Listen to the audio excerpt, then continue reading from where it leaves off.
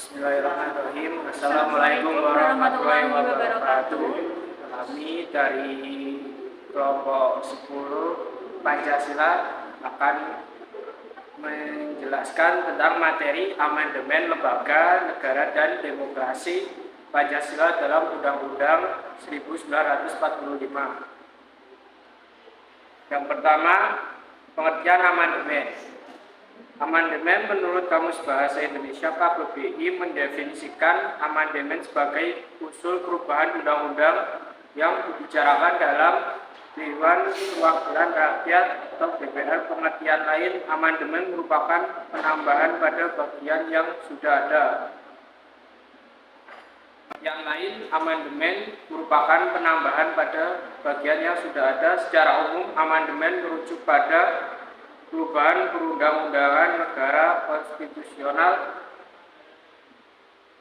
Tujuan amandemen adalah dari perubahan amandemen ini untuk memperbaiki dan menyempurnakan aturan dalam dokumen resmi.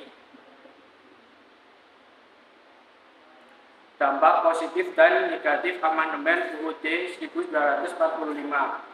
Amandemen UUD 1945 memiliki beberapa dampak positif, antara lain: 1. Pasal dalam Undang-Undang 1945 dapat menyesuaikan perkembangan zaman.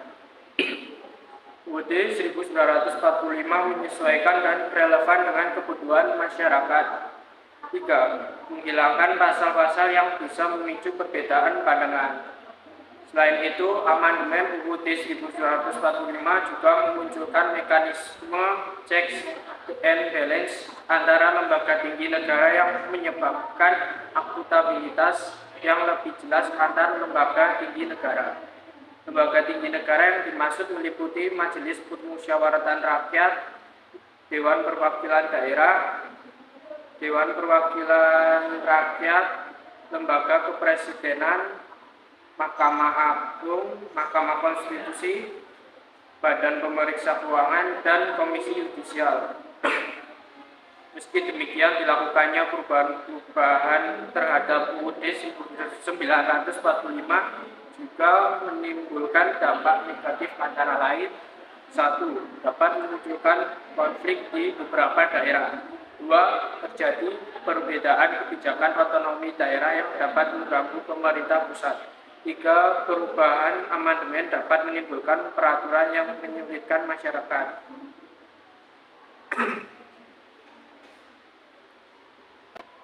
Hasil amandemen UUD 1945. 1a. Perubahan pertama, UUD 1945 ditetapkan pada tanggal 19 Oktober 1999 dalam sidang umum MPR yang berlangsung pada 14 sampai 21 Oktober 1999. Sebanyak 9 pasal berhasil diamandemen pada sidang ini. Hasil amandemen UUD 1945 yang pertama meliputi 9 pasal. Yang pertama meliputi 1. Pasal 5 ayat 1, hak Presiden untuk mengajukan RUU kepada DPR. 2. Pasal 7, pembatasan masa jabatan Presiden dan Wakil Presiden. 3. Pasal 9 ayat 1 dan 2, bersumpah Presiden dan Wakil Presiden. 4. Pasal 13 ayat 2 dan 3, pengangkatan dan penempatan duta. 5. Pasal 14 ayat 1, pemberian gerasi dan rehabilitasi. Yang selanjutnya, pasal 14 ayat 2, pemberian amnesti dan abolisi. Selanjutnya, pasal 15, pemberian gelar tanda jasa dan kehormatan lain. Selanjutnya, pasal 17 ayat 2 dan 3, pengangkatan menteri. Selanjutnya, pasal 20 ayat 1 sampai 4, Dewan Perwakilan Rakyat. Dan yang terakhir, pasal 21, hak DPR untuk mengajukan rancangan undang-undang RUU. Perubahan kedua, amandemen kedua dilakukan pada tanggal 18 Agustus tahun 2000. Dalam sidang tahunan MPR pada 17 Agustus tahun 2000 tercatat ada 5 bab dan 25 pasal yang berubah. Dalam perubahan Kedua ini, ketentuan hak asasi manusia memiliki bab tersendiri, yakni bab 10A. Bab yang menjelaskan tentang HAM ini terdiri dari pasal 28A sampai pasal 29C. Perubahan ketiga, amandemen UUD 1945 yang ketiga ditetapkan pada 9 November tahun 2001 dalam sidang tahunan MPR yang diselenggarakan pada 1 sampai 9 November 2001. Sebanyak 23 pasal berhasil diamandemen. Salah satu poin penting amandemen ketiga UUD 1945 adalah melakukan perubahan terhadap kekuasaan kehakiman. Perubahan yang dimaksud ini tertuang dalam pasal 24 ayat 2 UUD 1945 yang berbunyi, kekuasaan kehakiman dilakukan oleh sebuah mahkamah agung dan badan-badan peradilan yang berada di bawahnya dalam lingkungan peradilan umum, lingkungan peradilan agama, lingkungan peradilan militer, lingkungan peradilan tata usaha negara, dan mahkamah konstitusi.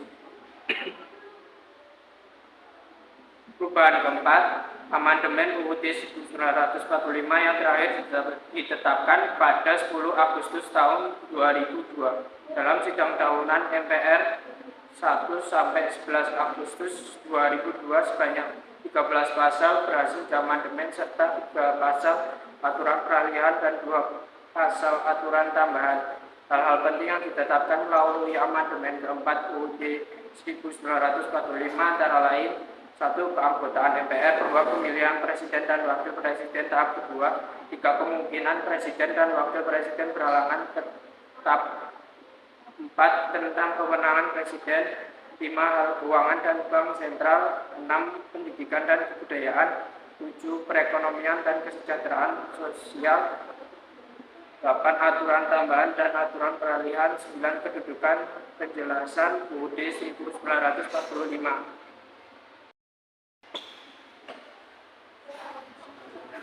Selanjutnya, lembaga negara dalam Undang-Undang Dasar 1945. Yang pertama, Majelis Permusyawaratan Rakyat atau MPR. Yang kedua, Dewan Perwakilan Rakyat atau DPR. Yang ketiga, Dewan Perwakilan Daerah. Yang keempat, Presiden dan Wakil Presiden. Yang kelima, Mahkamah Agung. Yang keenam, Mahkamah Konstitusi. Yang ketujuh, Komisi Yudisial. Yang kedelapan, Badan Pemeriksa Keuangan. Yang selanjutnya, demokrasi Pancasila. Pengertian demokrasi. Demokrasi secara etimologis berasal dari bahasa Yunani, demos yang berarti rakyat, dan kratos atau kratens yang berarti pemerintahan. Dari pengertiannya mengenai demokrasi tersebut dapat ditarik bahwa substansi demokrasi itu sendiri merupakan kekuasaan yudikatif, eksekutif, dan legislatif berasal dari rakyat sebagai pemegang kekuasaan tertinggi dalam pemerintahan. Yang selanjutnya, prinsip-prinsip demokrasi. Yang pertama, persamaan bagi seluruh rakyat Indonesia. Persamaan bagi seluruh rakyat Indonesia yang dimaksud bahwa hak dan kewajiban yang dimiliki oleh rakyat Indonesia sama dengan sejajar. Yang kedua, keseimbangan antar hak dan kewajiban. Yang ketiga, pelaksanaan kebebasan yang bertanggung jawab secara moral kepada Tuhan Yang Maha Esa, diri sendiri, dan orang lain.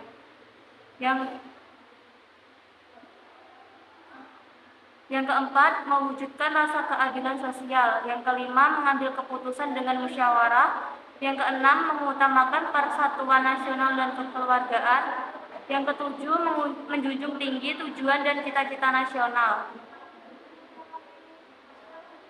Selain prinsip dasar tersebut, ada beberapa yang dimiliki demokrasi Pancasila dibandingkan dengan demokrasi lain. Beberapa keunikan tersebut ialah: A. Pada cakupannya tidak terbatas dalam arti demokrasi politik, tetapi juga mencakup demokrasi ekonomi dan demokrasi sosial. B. Pada spirit yang dikandungnya yaitu religius, humanis, dan kolektivisme. Yang selanjutnya, nilai-nilai demokrasi Pancasila. Ada beberapa nilai demokrasi yang menjadi kriteria dan standar ideal yang merupakan tolak dalam demokrasi, yaitu: 1. Pemahaman yang tercerahkan. 2. Partisipasi efektif. 3. Kontrol terhadap agenda. 4. Persamaan nilai suara dalam penentuan keputusan. Hak pilih dalam demokrasi bersifat universal. 5. Inklusivitas. Kriteria inklusivitas berhubungan dengan siapa saja yang menjadi anggota. Nilai-nilai demokrasi di atas merupakan nilai demokrasi secara umum. Nilai demokrasi tersebut melahirkan suatu bentuk budaya politik yang disebut budaya demokrasi. Nilai-nilai tersebut ialah: A. Egalitarian yang dibandingkan dengan feodal. B. Pluralisme yang dibandingkan dengan homogen. C. Terbuka yang dibandingkan dengan tertutup. D. Dialogis yang dibandingkan dengan dogmatis. E. Persuasif yang dibandingkan dengan represif. F. Distribusi kekuasaan yang dibandingkan dengan akumulasi kekuasaan. G. Sensor kuratif yang dibandingkan dengan sensor preventif. H. Pemilihan yang dibandingkan dengan petunjukan. Sekian dari kelompok kami. Bila ada salah, mohon maaf. Wassalamualaikum warahmatullahi wabarakatuh.